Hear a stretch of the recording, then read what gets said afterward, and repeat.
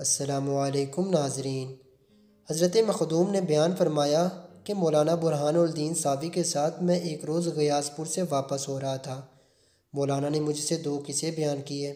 ایک تو یہ کہ ایک جوان میرے خاندان میں تھا، نیک، تندرست اور توانا۔ اس کی شادی ہوئی بہت دن ہو گئے تھے، لیکن کبھی بھی اس کو اپنی بیوی کے ساتھ یکجا نہیں دیکھا گیا۔ گھر کے تمام لوگ حیران تھے کہ ایسا توانا، تندرست اور زندہ دل نوجوان آخر کیا بات ہے کہ بیوی کے ساتھ تعلقات اس سے سرزد ہوتے نہیں دیکھے گئے، اور شادی کے بعد اس کا چہرہ دن بدن زرد ہونے لگا۔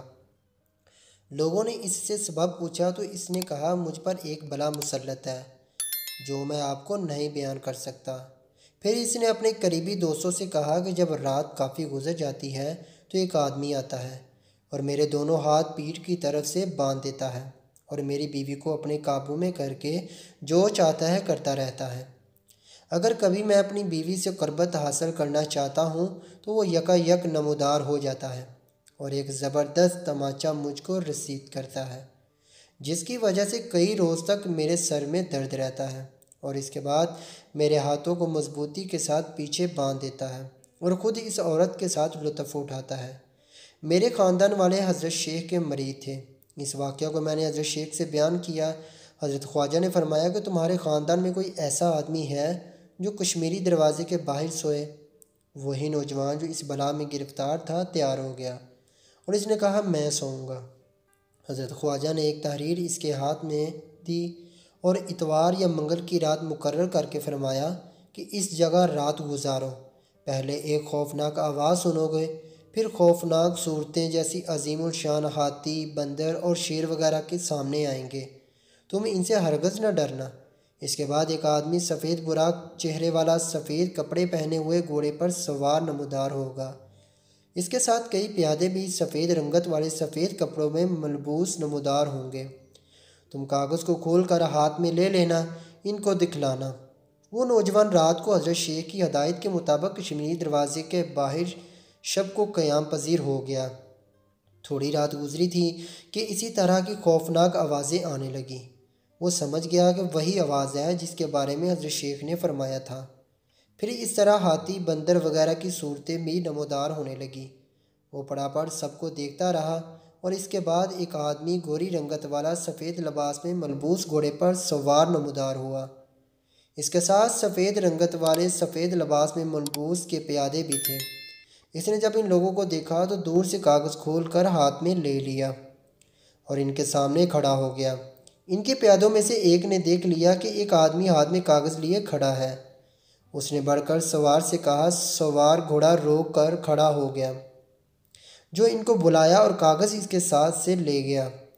اس تحریر کو پڑھتے ہی وہ گھوڑے سے اتر گیا، غیاث پور کی طرف منہ کر کے سر جھکا دیا۔ اس کے بعد اس نے اس جوان سے کہا کہ تم اس ملزم کو پہچانتے ہو جو تمہاری اور تمہاری بیوی کے ساتھ یہ حرکت کرتا ہے؟ اس جوان نے کہا، جی ہاں، میں دیکھ کر پہچان سکتا ہوں۔ اس نے حکم دیا کہ جتنے بھی ادھر سے گزرے ہیں سب کو حاضر کیا جائے۔ اس جوان کے سامنے جب سب پیش کیے گئے تو اس نے کہا، ان سب میں وہ مجرم نہیں ہے۔ پھر تحقیقات کرنے سے پتہ چلا کہ ایک شخص رہ گیا ہے، وہ نہیں آیا ہے۔ حکم ہوا اس کو بھی فوراً حاضر کرو۔ وہ کپڑے سے منہ چھپائے ہوئے سامنے آیا۔ اس سوار نے کہا، چہرہ کھول۔ چہرہ کھولتے ہی اس جوان نے پہچان لیا کہ یہی وہ مجرم ہے۔ اس سوار نے اس سے کہا کہ سن لو، حضرت خواجہ نظام الدین اولیاء کے غلاموں میں سے ایک غلام کا وہ گھر ہے، تو اپنی اس حرکت سے باز آ جا۔ اس نے کہا، میں اس عورت پر عاشق ہوں، میں ہرگز باز نہیں آؤں گا۔ سوار نے کہا، اگر باز نہیں آئیں گا تو گردن اڑا دی جائے گی۔ اس نے کہا، اب صرف یہی ہو سکتا ہے، اس لیے کہ جب تک میں زندہ رہوں گا اس فعل سے باز نہیں رہوں گا۔ سوار نے جلاد کو بلا کر حکم دیا کہ اس کا سر قلم کر دو۔ جلاد نے گردن اڑا دی۔ اس کے بعد اس سوار نے اس جوان سے مخاطب ہو کر کہا کہ اے جوان، جاؤ اور حضرت شیخ کی خدمت میں میرا سلام پہنچا دو اور عرض کرو کہ آپ کے حکم کے ملتے ہی جس بدبخت نے آپ کے غلام کے گھر میں بے ادبی کی تھی، اس کا سر قلم کر دیا گیا۔ پھر وہ جوان اپنے گھر میں اپنی بیوی کے ساتھ جیسے شوہر رہتا ہے رہنے لگا۔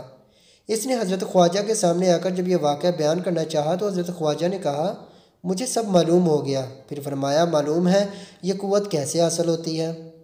جو خدا کا ہو جاتا ہے اس کی ساری خدائی ہو جاتی ہے۔ اللہ کا تابع ہو جانے کے بعد نقصان کا کوئی خوف ہی نہیں رہتا۔ یہ وہ سودا نہیں ہے جس میں نقصان کا امکان ہو، بس فائدہ ہی فائدہ ہے۔ اور جو شخص اللہ کا خالصتاً عبادت اور پرستش نہیں کرتا بلکہ دوزخ کی خوف اور جنت کی لالچ میں پرستش کرتا ہے، وہ حقیقت میں اللہ کی پرستش نہیں کرتا ہے۔ حیا معلوم میں ایک جگہ کلام قدسی پیش کیا گیا ہے، یعنی میرے بندوں میں میرا سب سے بڑا دشمن وہ ہے جو میری پرستش اور عبادت دوزخ کی خوف اور وحشت کی لالچ کی وجہ سے کرتا ہو، کیونکہ وہ دوزخ اور وحشت کا بندہ ہوا، میرا بندہ نہیں ہوا۔ حضرت مخدوم نے فرمایا کہ مجلس ابو علی فرمدی میں نے لکھا دیکھا ہے، شیخ ابو علی شاہ فرماتے تھے کہ اگر لوگوں کو اللہ سے فرار کا موقع مل جائے تو سبھی اس کے سر میں فساد پیدا ہو جاتا۔ اللہ کے نیک بندے بہت کم ہیں، زیادہ تر لوگ اپنی خواہشات کے غلام ہیں۔ اللہ کے غلام اور بندے بہت کم ہیں۔ اللہ تعالی ہم سب کو اپنا حامی و ناصر بنائے، آمین ثم